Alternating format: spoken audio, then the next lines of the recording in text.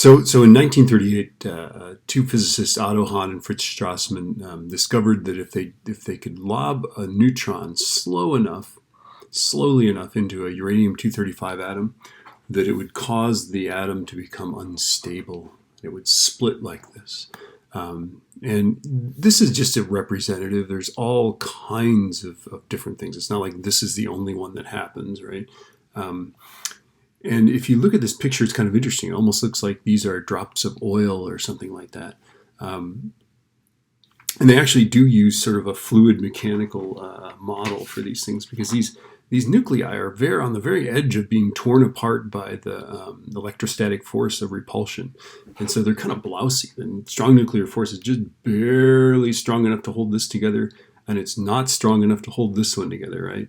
And so it'll split apart. And when it does, it has to liberate some neutrons. And of course, these neutrons can trigger further reactions, right? They figured out that the energy released by just one of these is 200 million electron volts. Now that's, let's write that out, right? 200, that's just 1,000. That's million electron volts, right? And they're all like, 180, 100, something like that, a round figure, right? Million electron volts. A conventional explosion is going to be like, say, 10 just electron volts, right? So this is a lot more energy, right? A bomb, if you could make a bomb and release this much per atom, that's a tremendously powerful bomb. And so, this is, during World War II, right?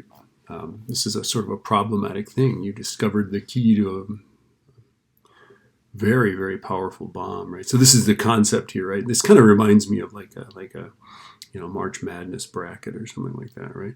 A neutron comes in here. What you got to realize, though, is that these neutrons that come off of here are going so fast that they can actually fly right through this nucleus. So you have to actually slow these guys down if you want to sustain it, right? Like a nuclear reactor, we have moderators that slow that down so that we can release these things slowly, right?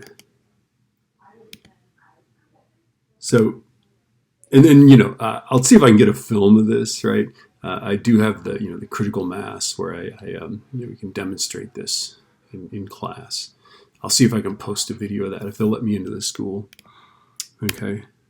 So in 1939, we have no atomic energy program, right? Hitler, after seeing this published work, he halts the sales of Czech uranium. Now that's the only place, the Belgian Congo and Czechoslovakia or something, right? Were the only places where they knew that there was uranium, because evidently they hadn't been to like Utah yet, right? Okay. Hitler takes these two steps. He halts sales of uranium to any other places in the world. He classifies all nuclear research. Now you got to understand that up until this point, even during the war, German scientists and American scientists and British scientists and French scientists were all publishing in these journals. Everybody could read what everybody else was doing. Nobody thought that what they were studying was of strategic importance. Suddenly Hitler says, "Oh, no, we're going to keep our German research to ourselves." This is 1939. Okay, so Hungarian physicist Leo Szilard and many other people are worried. They can't convince Enrico Fermi, who's a pretty prominent scientist, to do anything about this, right? He turns to Einstein, who's a huge pacifist, right? And basically what they want to do is they want to get the U.S. on board building a nuclear weapon before Hitler builds a nuclear weapon. I think we can all agree that Britain would not exist if Hitler came up with a nuclear weapon first, right? So Einstein returns from vacation, writes a letter to Roosevelt, which is pretty dramatic, right? This is an actual copy of the letter to F.D. Roosevelt, right? Sir, some recent work by Enrico Fermi and Leo Szilard, which has been communicated to me in manuscript, leads me to expect that the element uranium may be turned into a new and important source of energy in the immediate future. Certain aspects of the situation which has arisen seem to call for watchfulness and, if necessary, quick action on the part of the administration. I believe, therefore, it is my duty to bring to your attention the following facts and recommendations. In the course of the last 4 months, it has been made probable, through the work of Joliet in France, as well as Fermi and Szilard in America, that it may become possible to set up a nuclear chain reaction in a large mass of uranium, by which vast amounts of power and large quantities of new radium-like elements would be generated.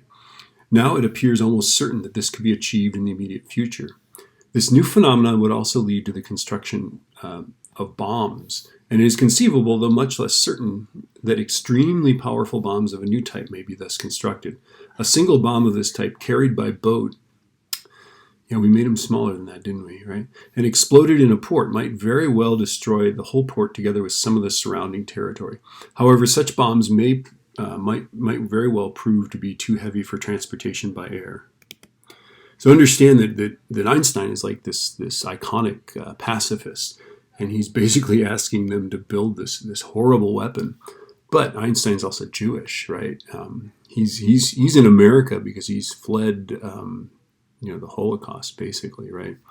The United States has only poor ores of uranium, because we haven't discovered Utah apparently yet, right? In moderate quantities. There's some good ore in Canada and the former Czechoslovakia, while the most important source of uranium is the Belgian Congo. In view of this situation, you may think it desirable to have some permanent contact maintained between the administration and the group of physicists working on chain reactions in America. One possible way of achieving this might be for you to entrust with this task a person who has your confidence and who could perhaps serve as in an unofficial, that's cool, capacity. His task might comprise the following: to approach the government departments, keep them informed of further development, and put forward recommendations for government action, giving particular attention to the problem of securing a supply of uranium ore for the United States. B, to speed up experimental work which at present is being carried on within the limits of budgets of university laboratories, by providing funds, if such funds be required, through his contacts with private persons who are willing to make contributions for this cause, and perhaps also by obtaining the cooperation of industrial laboratories which have the necessary equipment. Right, so basically, it's educational money is being put into the research of this bomb that if we get it after Hitler gets it, it could be just the end of the war, right? I understand that Germany has actually stopped sale of uranium from the Czechoslovakian mines, which she has taken over. In German, Germany is feminine, so that's why he's saying she. That she should have taken such an early action might perhaps be understood on the ground that the son of the German Undersecretary of State von Weizsäcker is attached to the Kaiser Wilhelm Institute in Berlin, where some of the American work on uranium is now being repeated. Okay, so basically, the German Undersecretary of State has a nuclear physicist as a son, right? Which that's not the case in America, right? We started 2.5 years after this, basically, the Manhattan Project, right? Which is a little bit appalling, right? So the Manhattan Project started in 1942, Los Alamos, New Mexico.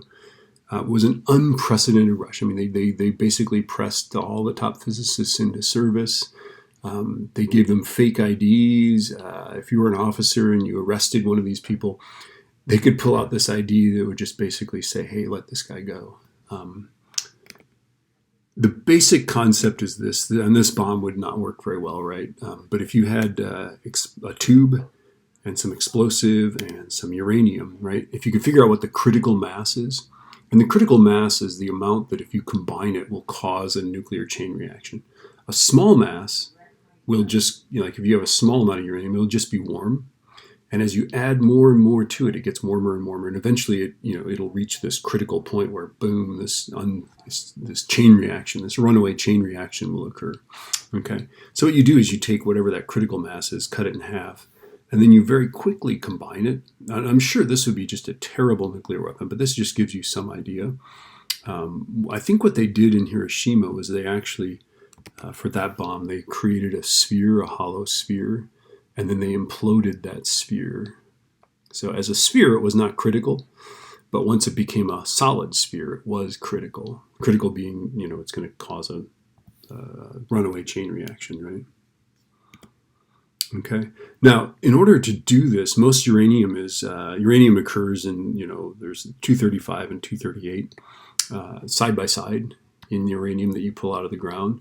And what we needed to do is to refine this, and this is, of course, what Iran is trying to do right now, is to refine the uranium-235, because this is the stuff that, if you add a neutron to it, it will split. Right, 236 is not stable.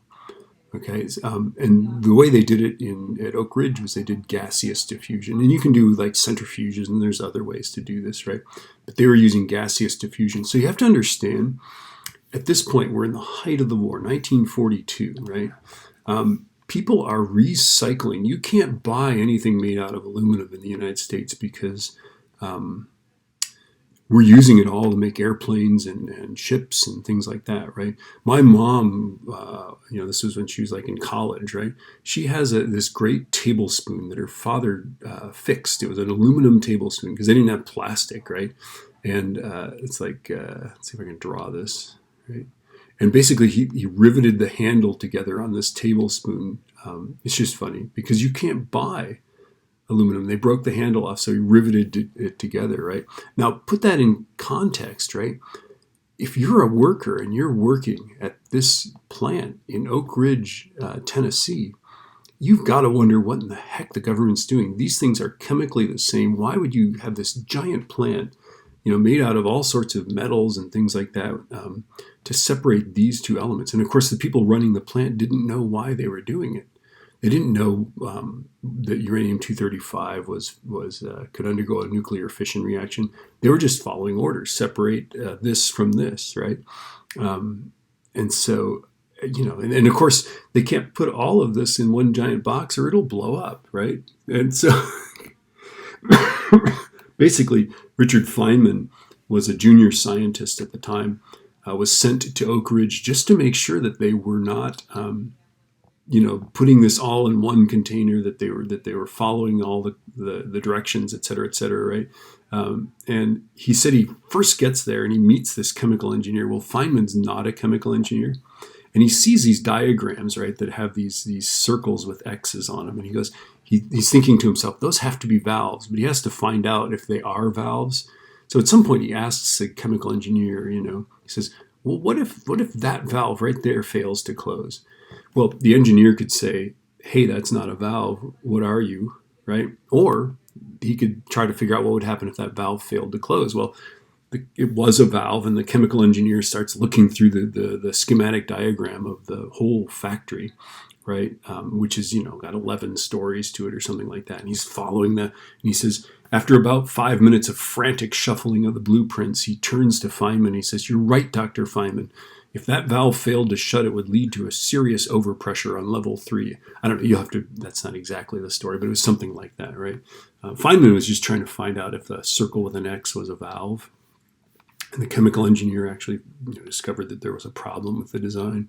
Anyway, what Feynman had to do was he had to make sure that they didn't have any large traps in the system, right? A trap is a place where if you have a pipe, you put a little thing so that the sediment in the pipe will settle out into the trap like that.